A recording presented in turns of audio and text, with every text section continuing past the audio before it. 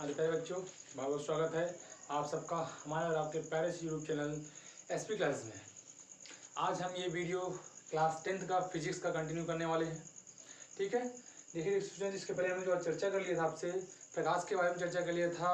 आपको मैंने प्रतिबिंब तक चर्चा कर लिया था, है ना। प्रकाश से लेकर प्रतिबिंब तक मैंने चर्चा कर लिया था। प्रतिबिंब दो प्रकार के होते हैं, इसमें चर्चा कर लिया था मैंने।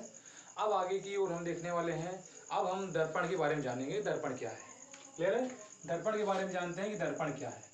मिरर जिसको आप लोग बोलते हो, यानी दर्पण, वही दर्पण की बात कर रहे हैं हम लोग जिसकी आप लोग रोज नहा धोकर बढ़िया जाके पूजा करते हो। पूजा करने का मतलब ये नहीं है कि पूजा करने जाते हो, मतलब ये है कि आप बढ़िया से नहा धो खा पी जाते हो, बढ़िया से अपना चित्र देखने बढ़िया उसमें, है ना।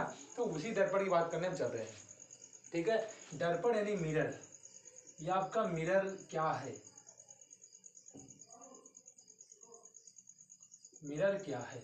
ठीक है, दर्पण क्या है इसकी बात समझें तो क्या होता है, यह कांच का एक ऐसा भाग होता है, कांच का एक ऐसा भाग होता है जिसके एक भाग पर कलई किया गया होता है और दूसरा भाग जो होता है इसका परावर्तक पृष्ठ होता है। ठीक है, दर्पण क्या होता है, दर्पण आपका गोली आकृति का भी हो सकता है, समतल दर्पण भी हो सकता है, समतल प्लेन, है ना, समतल दर्पण भी हो सकता है। इसलिए मैंने यहाँ पर क्या बोला, सिर्फ कांच का एक ऐसा भाग बोला कि कांच का क्या होता है, एक ऐसा भाग होता है जिसके एक पृष्ठ पर क्या होता है, कलई किया जाता है। कलई का मतलब होता है कि कोई भी आपका मान लीजिए दर्पण है ना, कोई भी दर्पण है तो दर्पण के एक पृष्ठ पर क्या होता है, पारे से पॉलिश किया गया होता है। क्या होता है, पारे से पॉलिश करते हैं। इसके बाद पारे से पॉलिश करने के बाद किसी गहरे रंग से इस पर क्या कर देते हैं, पेंट कर देते हैं। और वो कलर आपको कोई भी हो सकता है, पेंट का जो कलर है आपका कोई भी हो सकता है। ठीक, तो देखिए क्या होगा आपका दर्पण, दर्पण डेफिनेशन क्या बोल सकते हैं आप लोग। दर्पण क्या है, दर्पण कांच का एक ऐसा भाग होता है जिसके एक पृष्ठ पर कलई किया गया होता है और दूसरा पृष्ठ आपका परावर्तक पृष्ठ की भांति कार्य करता है, वो आपका क्या होता है, दर्पण होता है। ठीक, तो दर्पण डेफिनेशन आप क्या लिख सकते हैं, दर्पण कांच का एक ऐसा भाग होता है, बोल सकते हैं कांच का काटा एक ऐसा भाग होता है जिसके एक पृष्ठ पर कलई किया गया होता है तथा दूसरा पृष्ठ परावर्तक पृष्ठ की भांति व्यवहार करता है, कार्य करता है, वो दर्पण कहलाता है। ठीक है, अब मैंने आपको बताया भी कि दर्पण आपके दो प्रकार के हो सकते हैं। दो प्रकार मतलब कि वो गोली भी हो सकता है, यानी यानी कि गोल आकार का, है ना, वक्र के आकार का हो सकता है, और आपका समतल दर्पण यानी कि प्लेन के आकार भी हो सकता है। समतल दर्पण जो आप लोग रोज नहा धोए खा पी के बढ़िया से बैठते हो देखने के लिए, है ना, वही समतल दर्पण होता है। यानी कि आपका दर्पण दो प्रकार से होते हैं। कौन कौन से, एक होता है आपका समतल दर्पण और दूसरा वो क्या होता है, गोली दर्पण। क्या होता है, गोली दर्पण। ठीक है, एक आपका होता है समतल दर्पण, दूसरा होता है आपका गोली दर्पण। देखिए समतल दर्पण क्या होता है, समतल दर्पण क्या होता है, कांच, किसी समतल कांच का, ठीक है ध्यान देना, मैं क्या बोला, समतल दर्पण में बोलेंगे किसी समतल कांच का काटा गया ऐसा भाग जिसका एक पृष्ठ परावर्तक पृष्ठ की भांति व्यवहार करता है तथा दूसरे पृष्ठ पर कलई किया गया होता है। कलई का मतलब समझ गए होंगे।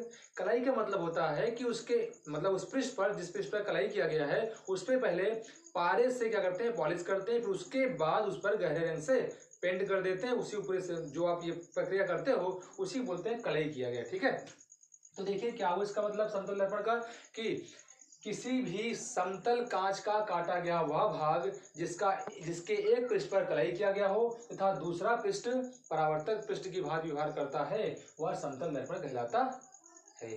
ठीक है, तो पहले समतल दर्पण को कंटिन्यू करते हैं हम लोग, इसके बाद देखेंगे गोली दर्पण को। समतल दर्पण को कंटिन्यू करते हैं, समतल दर्पण के बारे में थोड़ा कुछ जान लेते हैं। हालांकि आपके सिलेबस में है नहीं, ये सिलेबस से बाहर चीज है, लेकिन आप कभी कभी कॉम्पिटिशन्स में क्वेश्चन रख देता है इसमें से। ठीक है, तो समतल दर्पण के बारे में हम थोड़ा सा जान लेते हैं, क्या होता है इसकी प्रॉपर्टी के बारे में। ठीक है, इसके गुणों के बारे में, प्रॉपर्टी के बारे में जान लेते हैं क्या होता है। प्रॉपर्टी नंबर फर्स्ट की बात करें तो प्रॉपर्टी नंबर फर्स्ट है, समतल दर्पण से बनने वाला जो प्रतिबिंब होता है, समतल दर्पण से बनने वाला प्रतिबिंब जो होता है वो सदैव आभासी होता है। और मैंने आपको बता रखा है कि जो प्रतिबिंब आभासी बनता है वो कैसा होता है, सदैव सीधा होता है। ठीक है ना, तो समतल दर्पण से बनने वाला प्रतिबिंब सदैव आभासी होता है और सीधा होता है। दूसरा मैं इसका प्रॉपर्टी बताते हैं इसके, दूसरा प्रॉपर्टी इसका हो सकता है कि समतल दर्पण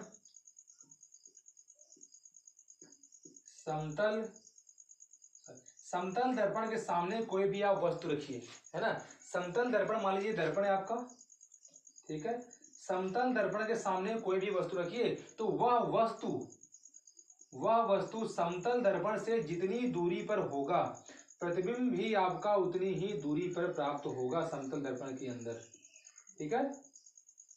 क्लियर हुआ? मतलब कि दूसरी प्रॉपर्टी आपकी ये है कि समतल दर्पण के सामने वस्तु जितनी दूरी पर रखी गई होती है, प्रतिबिंब भी उतनी ही दूरी पर बनता है, ठीक है। थर्ड नंबर देखिए, थर्ड नंबर इसकी प्रॉपर्टी हो सकती है, थर्ड नंबर प्रॉपर्टी होगी समतल दर्पण में अगर आपको पूर्ण प्रतिबिंब प्राप्त करना है, क्या प्राप्त करना है? समतल दर्पण में अपना पूर्ण प्रतिबिंब, किसी भी वस्तु का पूर्ण प्रतिबिंब प्राप्त करना है तो समतल दर्पण की जो लंबाई होनी चाहिए वो कम से कम उस वस्तु के आधे लंबाई के बराबर होना चाहिए, ठीक है।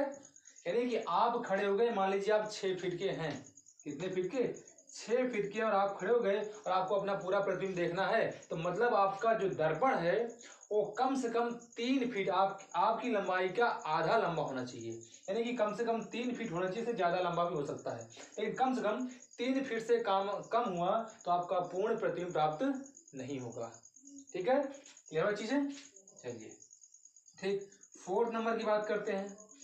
फोर्थ नंबर की बात करें तो समतल दर्पण की जो फोकस दूरी होती है वो अनंत होती है। कैसे अनंत होती है इसके बारे में चर्चा करेंगे। अभी जो आपको दर्पण सूत्र बताएंगे तो वहां बताएंगे कैसे इस दर्पण की फोकस दूरी अनंत होती है। Clear guys? अगर बात करें इसके फिफ्थ गुण की प्रॉपर्टी की बात करें तो इसका आपका 5वां गुण हो सकता है यदि हम दो दर्पणों को थीटा कोण पर रख दें। कितने कोण पर? यदि दो दर्पणों को थीटा कोण पर हम रख दें तो इनसे कुल बनने वाला जो प्रतिबिंब होगा, अब इनके बीच कोई वस्तु आ जाए, ठीक है, तो इनसे इस वस्तु का कुल जितना जो प्रतिबिंब बनेगा उनकी संख्या अगर निकालें तो n प्रतिबिंबों की संख्या बराबर हो जाएगा 360 अपान थीटा माइनस का 1। ये आपका इस फार्मूले से निकाल सकते हैं। यानी कि दो दर्पण जिस कोण पर रखे गए होंगे 360 अपान थीटा करेंगे, माइनस का 1 कर देंगे तो आपका कुल प्रतिबिंबों की संख्या आ जाएगी। जैसे मान लीजिए मैं मान लेता हूँ ये दो दर्पण हैं वो 60 डिग्री के एंगल पर रखे गए हैं, कितने? तो कुल बनने वाले प्रतिबिंबों की संख्या निकालेंगे तो आपका क्या हो जाएगा, देखिए n इक्वल टू आपका आ जाएगा 360 अपान 60 माइनस का 1, 0 से 0 बर्बाद हुआ आपका, 6 छंग 36, n इक्वल टू आपका 6 माइनस का 1, n इक्वल टू आपका आ गया सॉरी 5, ठीक है। तो यानी 5 प्रतिबिंब बनेंगे इससे। क्लियर चीजें? ठीक है, तो आप नेक्स्ट देखते हैं हम लोग इसकी नेक्स्ट प्रॉपर्टी। इसकी नेक्स्ट प्रॉपर्टी वैसे बस 5 प्रॉपर्टी काफी है, और आपके जाने का जो आपके कंपटीशंस में पूछते हैं वो आपका 2-3 मेन होता है, ठीक है। 2-3 मेन कौन कौन सा है आपका? सबसे मेन तो ये है कि कुल प्रतिबिंबों की संख्या अगर दो दर्पणों को थीटा कोण पर रखा जाए तो कुल प्रतिबिंब जितने प्रतिबिंब कुल बनेंगे उनकी संख्या कितनी होगी? n बराबर 360 अपान थीटा माइनस 1, ठीक है, ये चीज। इसके बाद अगर आपको अपना पूर्ण प्रतिबिंब प्राप्त करना है तो दर्पण की लंबाई कम से कम कितनी होनी चाहिए? आपकी वस्तु की लंबाई की आधी, कम से कम वस्तु की लंबाई की आधी होनी चाहिए, तभी वस्तु का पूर्ण प्रतिबिंब देखा जा सकता है।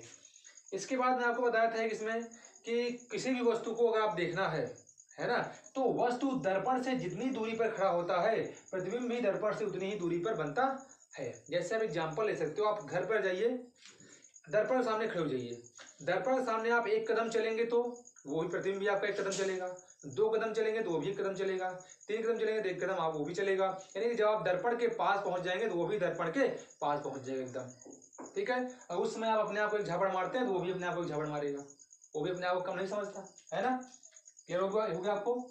ये हुआ आपका समतल दर्पण, ठीक है, समतल दर्पण की प्रॉपर्टी हुई। तो आइए अब देखते हैं गोलीय दर्पण क्या होता है।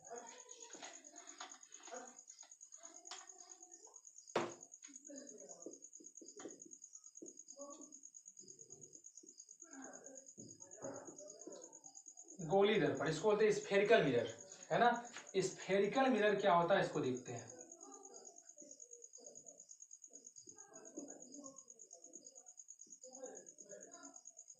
स्फेरिकल मिरर क्या होता है समझते हैं, गोली दर्पण क्या होता है इसको समझते हैं। ठीक है, अब देखो गोली दर्पण क्या होता है, किसी खोखले गोले का, ठीक है, किसी खोखले गोले का काटा गया ऐसा भाग होता है, गोली दर्पण किसी खोखले गोले का काटा गया ऐसा भाग होता है जिसका एक पृष्ठ परावर्तक पृष्ठ की तरह और दूसरे पृष्ठ पर कलई किया गया होता है, गोली दर्पण कहलाता है। अब देखिए मैंने क्या बोला कि गोली दर्पण, आप डिफिनेशन चाहिए लिख लीजिए, समझाते हैं आपको। डिफिनेशन इसकी हो सकती है, परिभाषा इसकी हो सकती है कि किसी खोखले गोले का काटा गया वह भाग, किसी खोखले कांच के गोले का काटा गया वह भाग, ऐसा बोलते हैं, सॉरी क्या बोलेंगे, किसी खोखले कांच के गोले का काटा गया वह भाग जिसका एक पृष्ठ परावर्तक पृष्ठ की तरह और दूसरे पृष्ठ पर कलई किया गया हो, वह आपका गोली दर्पण कहलाता है। या अपनी इसकी डिफिनेशन सिंपल लैंग्वेज बोल सकते हैं कि वह दर्पण जिसका परावर्तक पृष्ठ गोली आकृति का होता है, गोली दर्पण कहलाता है।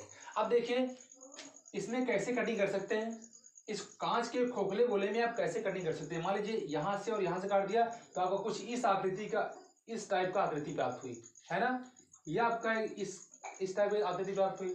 अगर मैं यहाँ से काट दूं तो आपका लगभग एक इस आकृति का, इस आकार का क्या होगा, आकृति प्राप्त होगी ना। तो ये देखिए, ये अगर मैं इसमें इस तरफ कलई कर दूं, इसमें मैं इस तरफ कलई कर दूं तो ये आपका एक दर्पण बना।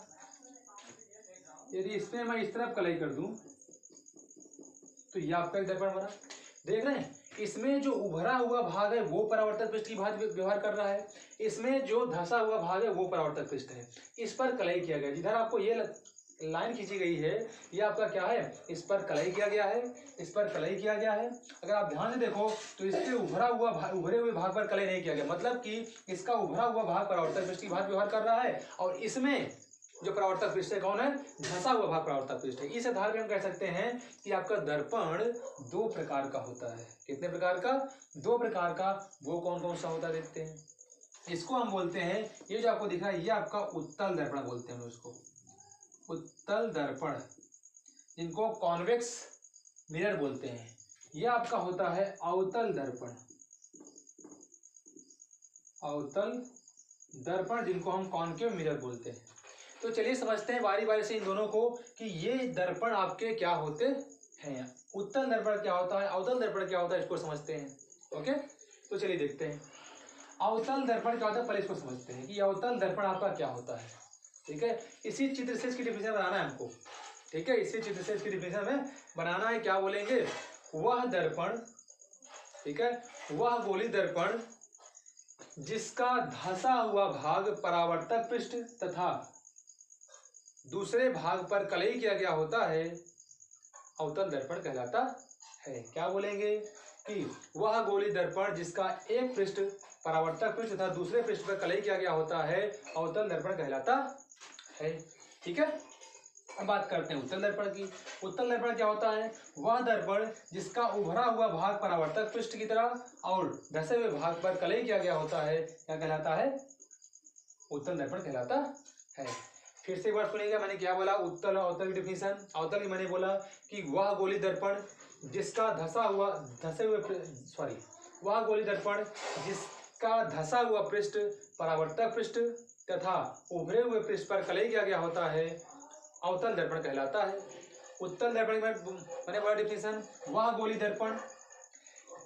दर्पण जिसका उभरा हुआ पृष्ठ परावर्तक पृष्ठ तथा धंसा हुआ पृष्ठ धंसे हुए पृष्ठ पर कलई किया गया होता है, उत्तल दर्पण कहलाता है ना।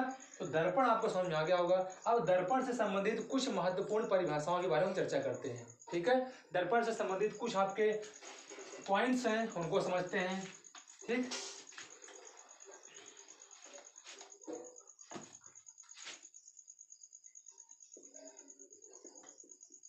दर्पण से संबंधित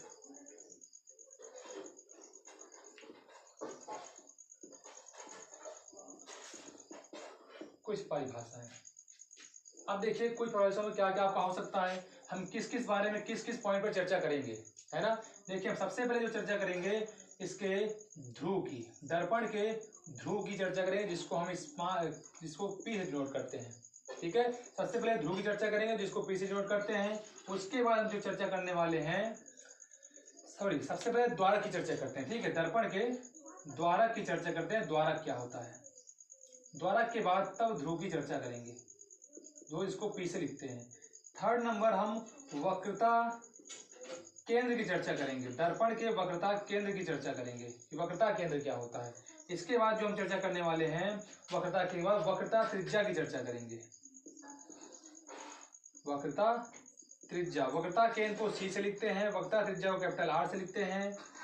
इसके बाद मुख्य अक्ष की चर्चा करेंगे कि आपका मुख्य अक्ष क्या होता है, दर्पण का मुख्य अक्ष क्या होता है, इसकी चर्चा करेंगे। इसके बाद 6 नंबर जो चर्चा करने वाले हैं वो फोकस की चर्चा करें। इसको फोकस या फोकस बिंदु भी बोलते हैं, आप इसको फोकस बिंदु भी बोल सकते हो। फोकस बिंदु की चर्चा करेंगे, ठीक है। 6 नंबर जो चर्चा करने वाले 7 नंबर वो आपका फोकस दूरी चर्चा करेंगे, फोकस दूरी क्या होता है। इसके बाद 8 नंबर आपका हो जाएगा फोकस तल। इन सारे पॉइंट्स पर हम चर्चा करेंगे। तो आइए देखिए हम बारी बारी से एक एक करके सब की चर्चा करते हैं बारी बारी से, ठीक है। तो चलिए आइए, सबसे पहले द्वारक। मान लीजिए आपको कोई दर्पण इधर, कोई आपका ये दर्पण है,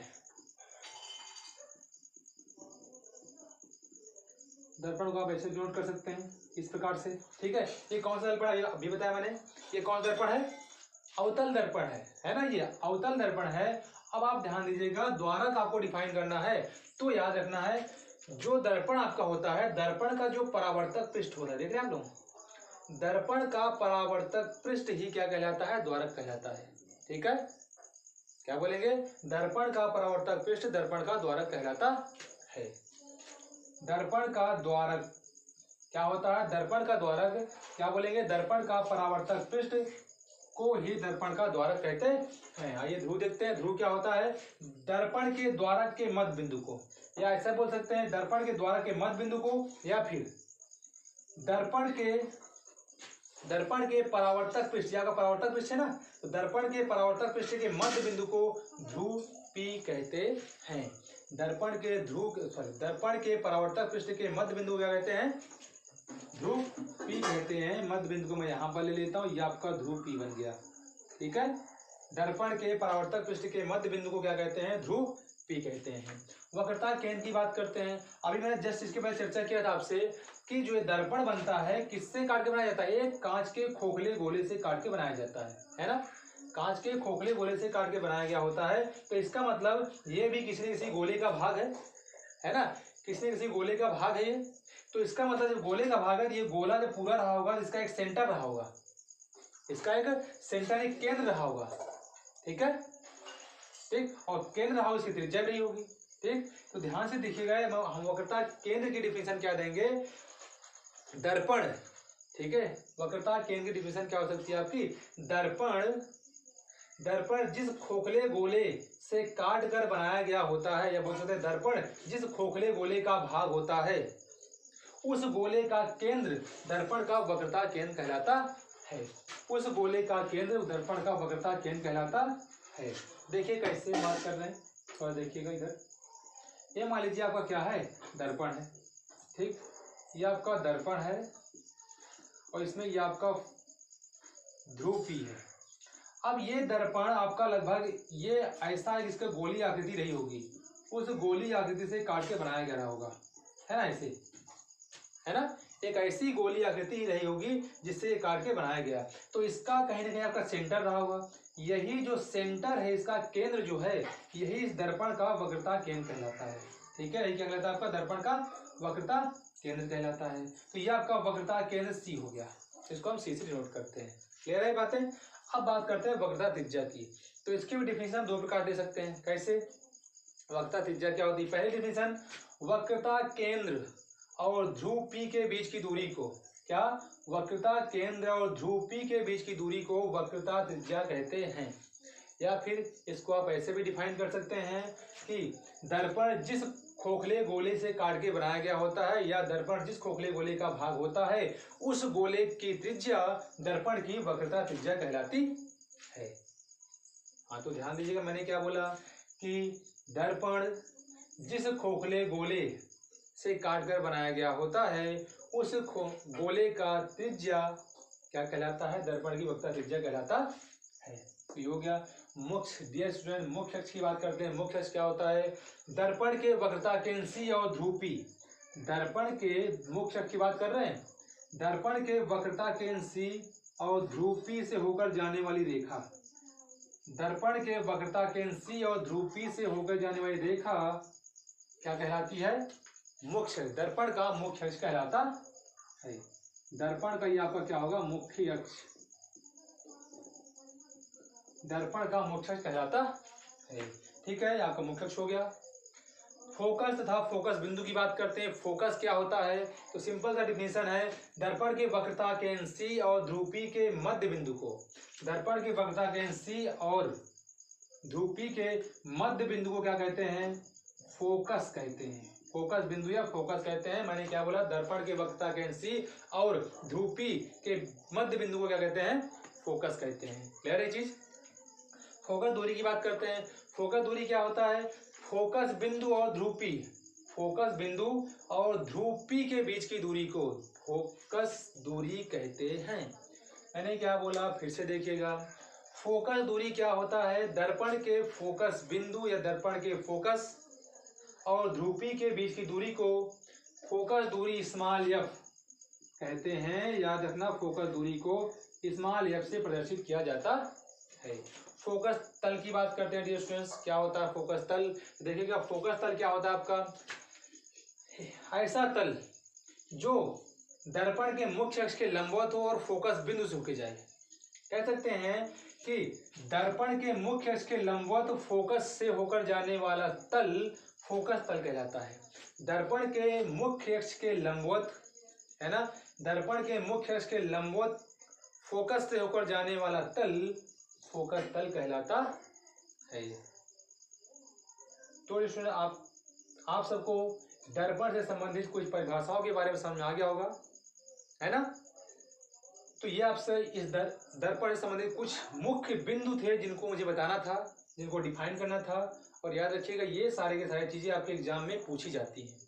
ठीक है, इसमें से कोई भी आपका दे सकता है कि वक्रता त्रिज्या क्या होता है, एक नंबर में वक्रता केंद्र क्या होता है, या ध्रुव क्या होता है, फोकस तल क्या होता है ना?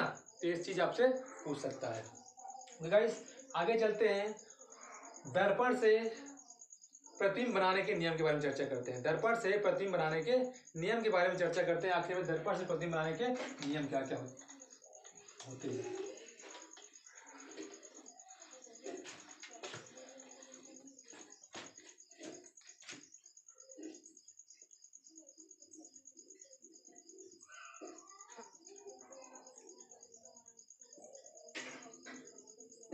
दर्पण से प्रतिबिंब बनाने के नियम।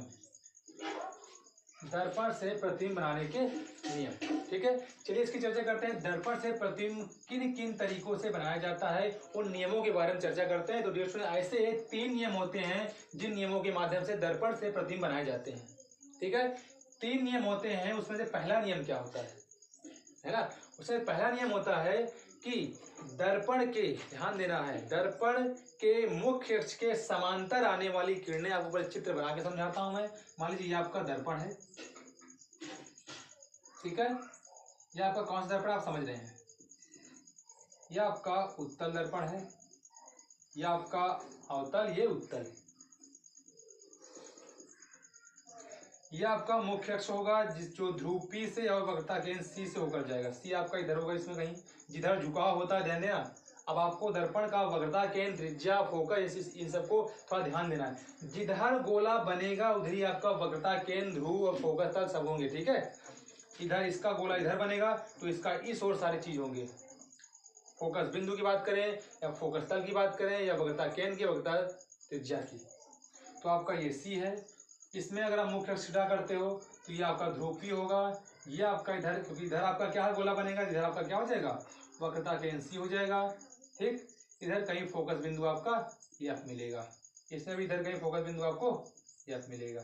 ठीक, अब ध्यान से समझिएगा कि क्या होता, मैं क्या समझाना चाह रहा हूं आपको। यहाँ पर मैं बोलना चाह रहा हूं कि दर्पण के मुख्य अक्ष के समांतर आने वाली किरणें, दर्पण के मुख्य अक्ष के समांतर आने वाली किरणें परावर्तन के पश्चात फोकस बिंदु से होकर जाती है। कहाँ होकर जाती है? फोकस बिंदु से होकर जाती है।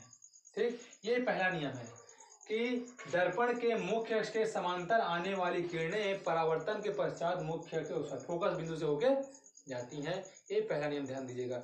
इन नियमों को आप एकदम माइंड में सेट कर लीजिए, ठीक है। इनका प्रयोग दर्पण से जब प्रतिबिंब बनाएंगे हम वहां पर करेंगे। तो पहला नियम ध्यान समझिएगा कि दर्पण के मुख्य अक्ष के समांतर आने वाली किरणें परावर्तन के पश्चात मुख्य कहाँ से होकर जाती हैं? फोकस बिंदु से होकर जाती हैं, ठीक है। अब इस दर्पण को देखते हैं। मैंने क्या बोला कि मुख्य अक्ष के समांतर आने वाली किरणें, मुख्य अक्ष समांतर आने किरणें, अब इनका परावर्तन होगा तो ये कैसे जाएंगी? ये लगभग आपकी इस प्रकार से जाएंगी। परावर्तन हुई, इस तरफ निकल जाएंगी। परावर्तन इनका हुआ तो ये लगभग इस प्रकार से निकल जाएंगी। अब बताओ, ये तो फोकस से होकर जा ही नहीं रही है, बोले आप लोग, है ना। लेकिन इसमें क्या होता है? परावर्तन तो हो जाता है, लेकिन इनको जब पीछे बढ़ाते हैं, जब इनको पीछे बढ़ाते हैं तो हमें ऐसा लगता है कि फोकस बिंदु से होकर जा रही है, फोकस बिंदु से होकर निकल रही है, फोकस बिंदु से होकर जा रही है ना। तो इस केस में अगर आपको बोलना होगा तो क्या बोलोगे? दर्पण के मुख्य अक्ष के समांतर आने वाली किरणें परावर्तन के पश्चात मुख्य अक्ष के दर्पण के मुख्य अक्ष के समांतर आने वाली किरणें परावर्तन के पश्चात फोकस बिंदु से होकर जाती हैं। लेकिन यहां पर आपको बोलना होगा तो कैसे बोलेंगे? दर्पण के मुख्य अक्ष के समांतर आने वाली किरणें परावर्तन के पश्चात फोकस बिंदु से जाती हुई प्रतीत होती हैं, ठीक है। क्या हुआ? तो ये आपका क्या हुआ? पहला नियम था, यानी कि समांतर किरणें आएंगी तो या तो फोकस बिंदु से होकर जाएंगी या तो जाती हुई प्रतीत होंगी फोकस बिंदु से, ठीक है। एक समझ में आ गया। सेकंड देखते हैं। सेकंड नियम क्या है इसका? आप इसमें चाहे तो लिख लीजिएगा चित्र बना के इसी प्रकार से कि दर्पण के मुख्य अक्ष के समांतर आने वाली किरणें परावर्तन के पश्चात मुख्य अक्ष के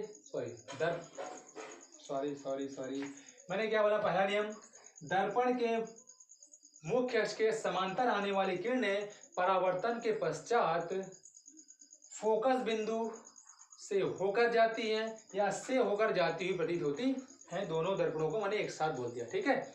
अब आते हैं दूसरे नियम की बात करते हैं। दूसरा नियम इसमें क्या है? दूसरा नियम डियर स्टूडेंट्स इसका जस्ट अपोजिट है। जस्ट अपोजिट करने का मतलब आप पहले दर्पण बनाइए तो समझ आएगा आपको।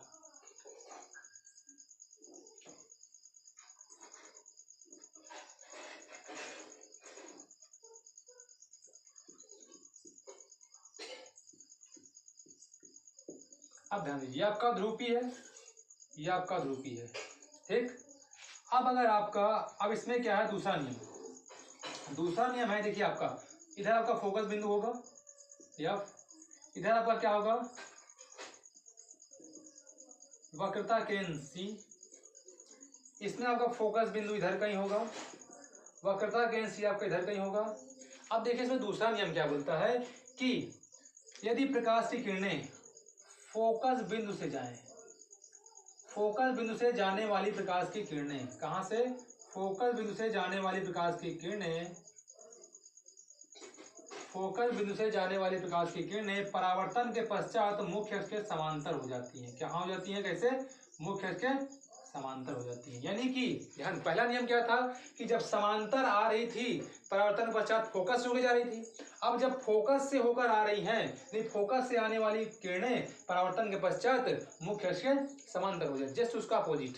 पहले नियम का जस्ट अपोजिट नियम है ये। पहले नियम में आपका था कि मुख्य अक्ष के समांतर आने वाली किरणें परावर्तन के पश्चात फोकस बिंदु एफ से होकर जाती थी।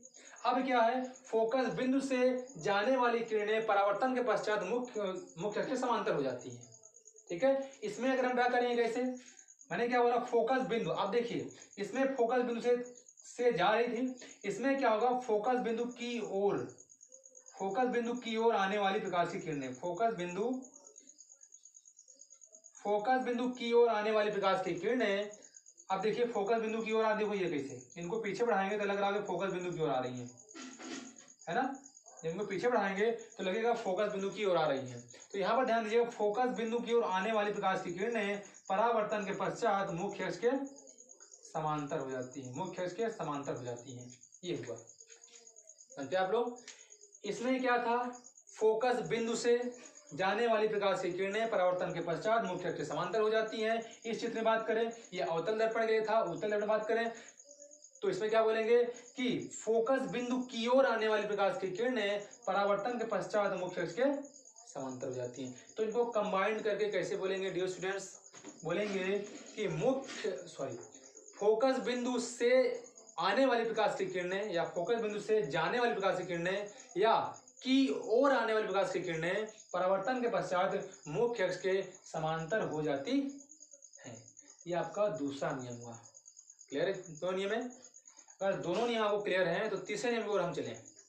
ठीक है, चलिए तीसरे नियम में देखते हैं क्या होता है।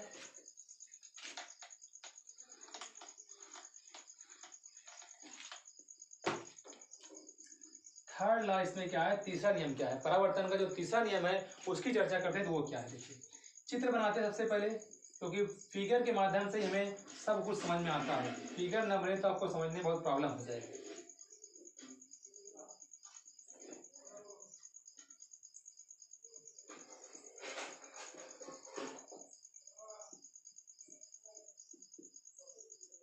इधर आपका ध्रुव के सेंटर से इधर होगा, फोकस बिंदु या इधर होगा। इसमें आपका फोकस बिंदु या इधर होगा और सेंटर से इधर होगा। ठीक, अब आपको ध्यान समझना है। अब तीसरा नियम क्या बोलता है, तीसरा नियम ये बोलता है कि वक्रता केंद्र सी से, कहां से, वक्रता केंद्र सी से जाने वाली प्रकाश की किरणें परावर्तन के पश्चात उसी मार्ग पर वापस आ जाती है। यानी वक्रता केंद्र सी से जाने वाली प्रकाश की किरणें, वक्रता केंद्र सी से जाने वाली प्रकाश की किरणें उस परावर्तन के पश्चात उसी मार्ग पर वापस लौट आती है। अब होता क्या, कारण क्या है ऐसा, जब ये वक्रता केंद्र सी से होकर जाती हैं तो किरणें एकदम तल पे लंबवत पड़ती जाकर वहां। अब जब लंबवत पड़ेंगी तो परावर्तन के नियम से आपने जानते हैं, जब कोई किरण तल पर लंबवत पड़ती है तो वो पुनः उसी मार्ग पर वापस लौट जाती है ना। तो वही नियम यहाँ पर लग रहा है। ठीक है, तो आपका तीसरा नियम क्या है कि वक्रता केंद्र सी से होकर जाने वाली या की ओर जाने वाली, यहाँ पर की ओर होगा। ठीक है, तो वक्रता केंद्र सी से होकर जाने वाली प्रकाश की किरणें परावर्तन के पश्चात उसी मार्ग, जिस मार्ग से आई हुई होती हैं उसी मार्ग पर वापस लौट जाती है। अब इसमें देखें तो इसमें क्या बोलेंगे, वक्रता केंद्र सी की ओर, किसकी ओर, वक्रता केंद्र सी की ओर जाने वाली प्रकाश की किरणें, अब देखो जा रही है, इसको देख लो, वक्रता केंद्र सी की ओर। इनको जब हम आगे बढ़ाएंगे तो लगभग वक्रता केंद्र में मिलती हुई मिलेंगी। देखो है ना, लग रहा है कि वक्रता केंद्र से आ रही है। तो क्या बोला मैंने कि वक्रता केंद्र की ओर जाने वाली प्रकाश की किरणें परावर्तन के पश्चात उसी मार्ग पर वापस लौट जाती है। ठीक है, क्लियर हुआ। ये तीन नियम थे आपके। अगर इनको कंबाइंड फॉर्म में बोलेंगे तो क्या बोलेंगे, वक्रता केंद्र सी से जाने वाली या की ओर आने वाली, वक्रता केंद्र सी से जाने वाली या की ओर आने वाली प्रकाश की किरणें परावर्तन के पश्चात उसी मार्ग पर वापस लौट आती है। परावर्तन के पश्चात उसी मार्ग पर वापस लौट आती है। ये डियर स्टूडेंट आपके दर्पण से प्रतिबिंब बनाने के तीन नियम हुए। इन नियमों के माध्यम से हम गोली दर्पण से प्रतिबिंब बनाने के नियम सीखेंगे, है ना। गोली दर्पण से प्रतिबिंब बनाने के नियम सीखेंगे। ओके, तो चलिए हम एक एक करके प्रतिबिंब बनाने अब बनाते हैं, है ना। गोली दर्पण से प्रतिबिंब का बनना सीखते हैं। सबसे पहले अवतल दर्पण से प्रतिबिंब का बनना सीखेंगे, उसके बाद उत्तल दर्पण से प्रतिबिंब का बनना सीखेंगे। ओके, तो डियर स्टूडेंट, गोली दर्पण से प्रतिबिंब का बनना हम लोग नेक्स्ट वीडियो में सीखेंगे। आपका जो वीडियो है काफी लंबा हो जा रहा है, तो आज यहीं तक रखते हैं। इसके बाद हम नेक्स्ट वीडियो में देखेंगे। Okay, thank you.